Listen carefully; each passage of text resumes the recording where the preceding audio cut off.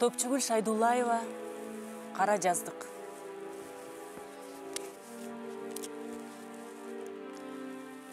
Мезгил күзгө таяп калган.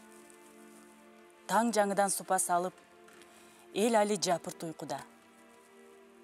Ушул маалда сай тараптан соккон муздак шамалга төшүн тосуп, этек жеңи делбиреп, айылдан кыйла узак чоң жолдун боюнда 3 караан турду.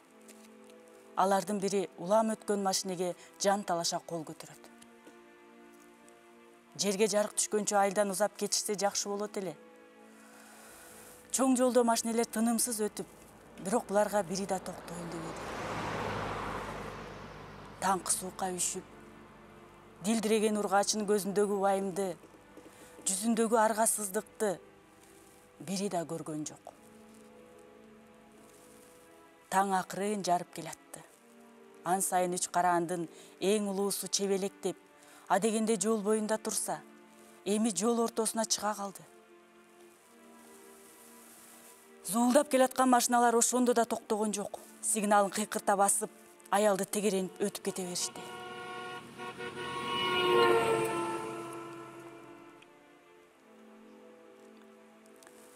Аркы терки баса берген аял бир маалда чарчады окшойт. Жол четине чыгып, катар турган 3 сумканын бирине күп эте отура кетти. Оромолун эгинен ылдый байлап салынган аялды ой басты. Эки көзү жолдо. Эми кыздары тура калып, сербеңдеп, өткөн машинелерге алмак-салмак кол көтөрүп жатты. Кайыргүл эки бой жеткен кызын ээрчитип, айылын, үйүн биротоло таштап, кылмышкердей түн катып алыс жолго чыкты. Өзүнүн чечими тууралуу эч кимге ооз ачпады. Айылдаштарына, туугандарына таарынды, кол шилтеди. Кабат-кабат жыйылган ызасы ичине толуп кеткен эле. Аял 25ке чыкканча 3 күйөөгө тийди. Үчөө тең өлүп калды. Биринчиси ооруп өлдү, экинчиси сууга чөктү. Акыркы тийген эринен 2 кыздуу болуп, өткөнүн унутуп, эл катары жашай баштаган. Анысы да капыс жол кырсыгына кабылды. О, бешенең менен куруп кал, Кайыргүл. Бул жолу тажыяга келген эл аялды улам элин эрин жей берген Кара жаздык деп ачык эле атады. Көбүнүн көзүнөн аны жек көрүү көрүнүп турду. Бу тагдырды караңыз. Тийген эрлери үчөө тең жакшы эле. Бири дага кол көтөрбөдү, сөкпөдү, ынтымакта жашашты. Мындан көрө урушуп талашып, ажырашып кетсек да тирүү жүрсөкчү, силерди жеп, Кара жаздык аталганча, эри менен ажыраша берген беймаза көкбет катын атка консомчу. Ага да макул эле. Жол боюнда отурган аял ушуларды ойлоп, ичине муң канып алды.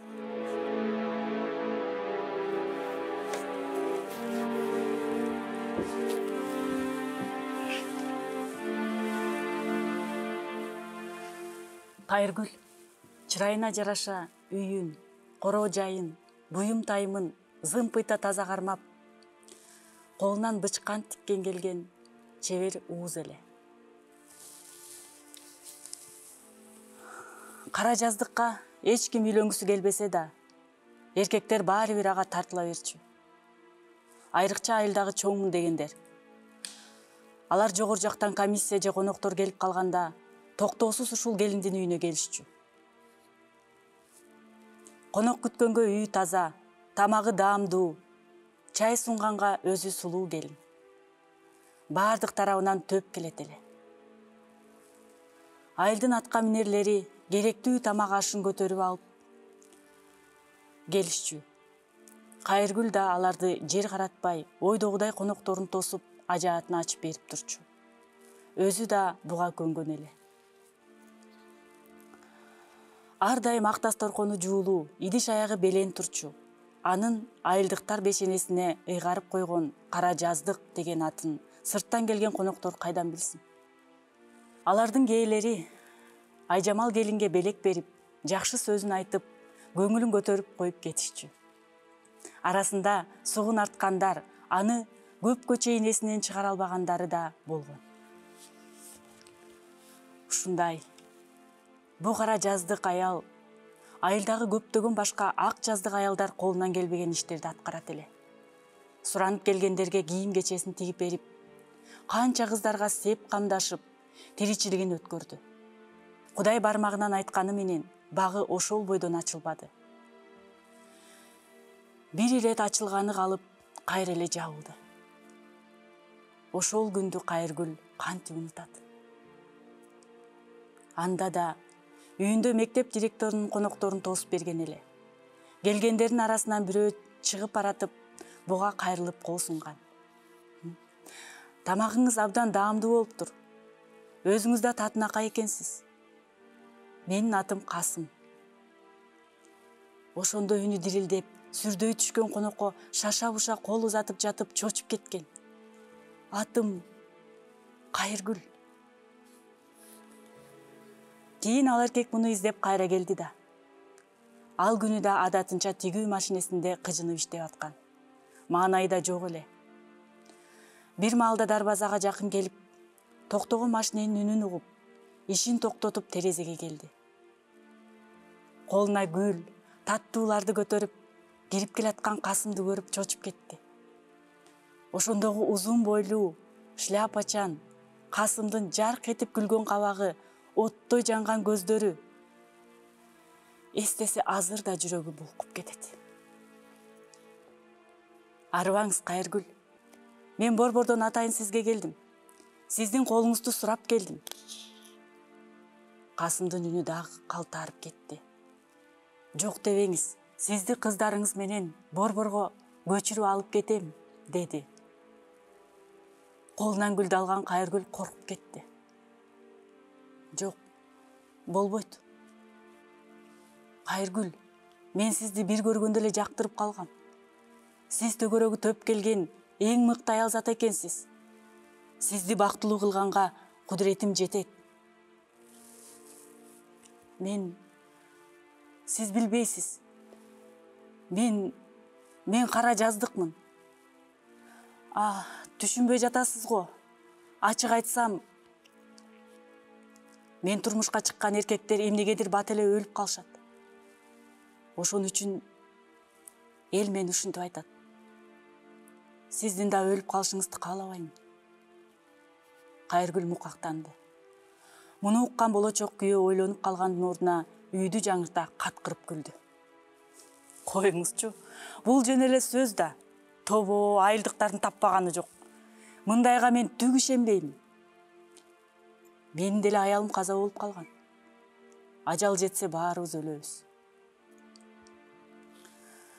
Экөөбүз эми гана 40-тан ашсак, өмүрдүн баары алдыда турса, сизди мындан кийин эч ким кара жаздык дебейт. Жаздыгыңызды ушундай агартам дейсиз, экөөбүз бактылуу болобуз. Көрөсүз. Касым аялга жакындап келип, колунан кармады. Жок дебе. Мен көп жылдар издеген гүлүм, гүл кайрым, кайрылып алыстан сага атайын келдим. Ал келинге көзүн жалжылдата жалбара баштады. Аял кооптонгон абалда чыга албаса да, эркектин сөзүнө жибип арбалды. Бешенесинен аяр сүйгөн Касымдын төшүнө башын койду. Ишенимди сүйлөйт экенсиз. Касым, өлүп калам деп коркпогон эр жүрөк турбайсызбы? Кайыргүл жылмайганга аракет кылды. Сүйүнүп кеткен Касым аны кучактап тегеретип жиберди. Эми сен борбор шаарда жашаган Кайыргүл айым болосуң. Кыздарды англис тилдүү мектептен окутабыз. Дайындана бер. Бир аптада келип, тууган уруңдан бата алып, силерди алып кетем. Касым аялдын бетинен бир өп коштошуп чыгып кетти. Терезеден Касымдын артынан бир топко ойлуу карап турган Кайыргүл кайра келип тигүү машинесине отурду. Бирок ой алакты болуп иштей албады. кайра ордунан туруп, бөлмө ичинде ары бери басып, анан күзгүгө жакын келди. Анан толкундап, албарып кеткен жүзүн карап алып, өзү менен өзү сүйлөшүп кирди. О Кудай, бул жолу бактыңдан ачылганы чын болуп, сага жабышкан кара жол сенден адашып, кайгып өтүп кетсе экен Кайыргүл. Касымга Кудай өмүр бер. Алтын башын аман кой. Алгың келсе Кайыргүлдүн жанын ал. Ал шоордо аял, кемсинип, корунуп жашагандан чарчады. Касымга тийбе. Ал бир ак жүрөк, боорукер, асыл жан экен. Ушундай адамга жолугуп, сүйүнгөндөн пешенең жаркып жатса да, жүрөк түпкүрүндө бир коркунуч турат. Кайыргүл, бул эки анчы сезим сени канчага дейри коштойт болду экен. Ушуларды сүйлөп, Кайыргүл күзгүгө башын жөлөп, бир саамга туруп калды. Булар жолго камынышып, Касымдын келер күнүн санап, күтүп атканда капыс кабар келди. Көрсө, жүк машина менен келаткан Касым алыс жолдо кырсыкка кабылып, мөрт кетиптир.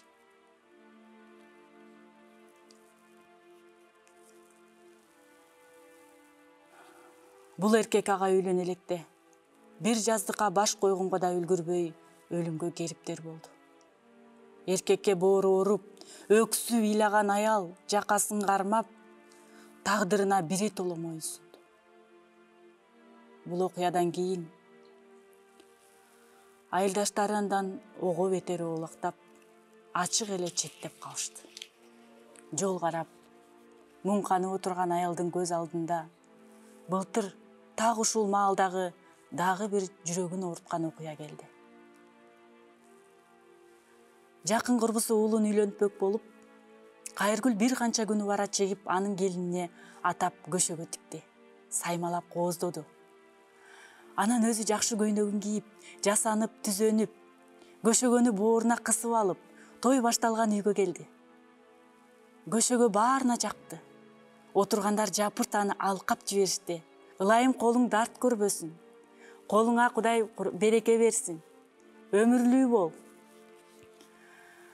Мактоодон жүрөгү толкуган Кайыргүл чурк апарып көшөгөнү бөлмөнүн төр жагына өзү тартмак болду.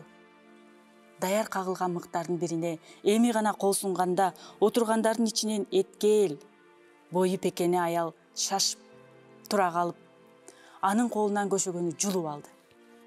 Ай Кайыргүл, сага бул ишти кылганга болбойт. Көшөгөнү салт боюнча бир никеде жашаган бактылуу аял гана тарталат. Сен мындай аруу ишке такыр жолобогун. Жаштарга кесепетиң тийбесин. Пекене аял көшөгөнү кучагына бекем кысты да, ар жактан аялдарды чакыра баштады. Ай Гүлү, бурул эже, келгиле көшөгөнү чогуу тарталы. Аларды карап, Кайыргүл бир орунда катты да калды. Көзүнүн кычыктары жашка толуп, саамга нес басып турду. Анан бөлмөдөн тез чыгып кетти.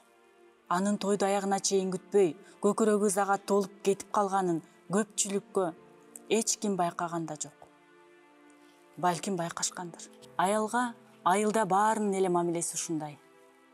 Ага качан гана иштери түшкөндө ширин сөздөрүн айтып үйүнө кирип келишет. Бирине көйнөк, бирине төшөк, дагы бирине чапан, деги штанынан өйдө айылдаштарына тигип берет. Чоңдордун болсо сыйлуу конокторуна эшигин ачып, төрүнө отургузат. Керек эмес учурда аны унутуп коюшат. Өздөрүнөн оолак кармашат. Кайыргүл мунун баарына чыдайт эле. Аны айылдан качырган эки кызынын көз жашы болду. Жылдар билинбей өтүп, кыздары бой тартты. Экөө тең сүйлөшкөн, сүйүшкөн жигиттерине турмушка чыга алышпады. Апасынын айынан сүттөй таза, сулуу кыздарынын багы байланды. Кара жаздыктын кызына үйлөнбөйсүң, дешип, ата-энелери балдарына бут тосту. Кайыргүлгө баарынан оору ушул болду. Эми ал өзүнүн эмес, кыздарынын тагдырын ойлогон, оңбогондой таш бишке түштү. Менин кыздарым бактылуу болуш керек. Кыздарымдын бактысы үчүн бутум жетпеген жерге барам. Тоону томкором, керек болсо эки көзүмдү оюп берүүгө даярмын. Кагылайын айылдаштарым, бүгүн түнү кара жаздыктын карааны бул айылдан биротоло жок болот. Биротоло. Ылайым менден башка араңарда эч бир ургаачы кара жаздык болбосун. Мен кетсем, кимди кемсинтип, кимди ушактап сүйлөр экенсиңер? Же мени бат эле унутарсыңар? Балким. Айрымдарыңар эстээрсиңер. Мен силерге тигип берген кийимдерди кийгенде, же мен силерге гүл түшүрүп кооздоп, кабып берген жумшак жуурканды жамынганда, же келиндериңерге сайып берген кечтелүү көшөгөнү илип атканда, балким бириң болбосоң бириң эстээрсиң. Ушундай бир шоордуу аял болгонун, анын бармагы күн түндөп ийне сайса, тешилбеген жез оймок экенин, анан көп катындардын ичин күйгүзгөн өтө эле сулуу болгонун да айтаарсыңар. Мүмкүн айрымдарыңар мени жоктоп сагынаарсыңар. Силерге мен дагы бир топко эрмек болоормун. Эми бу айыл чоңдору келген конокторуңарды кайда алып барып сыйлаар экенсиңер? Ушуларды жүрөгүнөн өткөргөн аял айылдан биротоло кетүүгө бел байлады. Кайыргүл үй ичиндеги эң кооз, аярлуу буюмдарын бирден колуна кармап, бир нерседен кыйбай тургандай көпкө карап, анан баарын туш келди ары бери чача берди. Бир маалда көзү калың альбомго урунду. Аны ачып, ичиндеги сүрөттөргө биринен сала бирин алмак-салмак карап, көпкө тигилип турду. Бул анын көзү өтүп кеткен күйөөлөрү менен бирге түшкөн сүрөттөр эле. Аял аларды бир топто барып өрттөп салуу үчүн ортого ыргытылып жаткан буюм тайым кагаздар арасына таштады. Түн бир окун болгондо уктап жаткан эки кызын ойготту. Тургула, таң жарыганча жолго чыгалы. Апа, биз кайда барабыз? Улуу кызы уйкулуу көзүн шалап биринчи тура калды. Алыска, абдан алыска балам. Менин кара жаздык экенимди эч ким билбеген жакка. Үчөө 3 сумке көтөрүп алып жолго чыгышты. Эми мынтип буган жолдо бир да машине токтобой, аялдын аргасы түгөндү. Тобо, бу машине айдагандар да менин кара жаздык экенимди билип алгандай. Бул эмнеси? Мен го таркы дүйнө тагдыр моюндаган кишимин. Бу көчөт кыздарымдын убалы кимге? Кайыргүл ыйлап жиберди. Ушул маалда бир машине узап баратып кыйык токтоду. Кыздары сүйүнгөндөн кыйкырып жиберишти. Апа, машине токтоду, кеттик. Бул жерден кеттик.